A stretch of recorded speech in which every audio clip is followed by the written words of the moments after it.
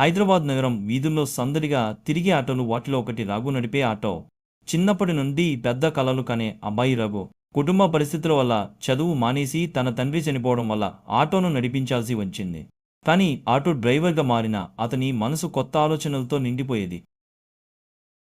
రఘు సాధారణ auto driver కాదు, ప్రతిరోజు ఆటో నడిపే ప్రయాణాన్ని కొత్తగా అనుభవించేవాడు. ఒక్కో ప్రయాణికుడి కథ వినటం, వాళ్ళ కష్టాలు సంతోషాలు పంచుకోవడం అతనికి ఇష్టం. గర్భిణీ స్త్రీలకు మంచి మాటలు చెప్తూ వారి ప్రయాణం సంతోషంగా ఉండేలా చూసేవాడు. ముసలివారిని ఆప్యాయంగా పలకరించేవాడు. ఒకరోజు రాత్రి 10 గంటలవుతోంది. రాఘు ప్రయాణికుల కోసం ఎదురు చూస్తుండగా ఒక అమ్మాయి భయంతో పరిగెత్తుకుంటూ వచ్చి ఆటో ఎక్కింది. అన్నయ్యా, ప్లీజ్ వేగంగా నడుపు అంది. రాఘు వెంటనే ఆటో స్టార్ట్ చేశాడు. అలా ప్రయాణిస్తున్నప్పుడు వెనకాల నలుగురు బైకుతో వారిని వెంటాడుతున్నట్లు అనిపించింది. రఘు ఆ అమ్మాయిని చూసి ఏమైంది చెల్లి అని ప్రశ్నించాడు. అన్నయ్య, నన్ను ఎవరో ఫాలో అవుతున్నారు. రఘు వెంటనే గమనశీలంగా ఆటో మరో మార్గానికి మిలించాడు. అన్న తోటి ఆటో డ్రైవర్లను ఇద్దరినీ తనను అనుసరించమన్నాడు. ట్రాఫిక్ ఎక్కువగా ఉన్న ప్రాంతంలోకి వెళ్ళి అప్పుడు ఏం జరిగింది అని అడిగాడు. అప్పుడు ఆమె ఇలా చెప్తుంది, నేను ట్యూషన్ నుంచి వస్తున్నాను. నన్ను కొంతమంది బైక్ మీద ఫాలో అవుతున్నారు అనిపించింది. వెంటనే నేను పరిగెట్టడం మొదలుపెట్టాను.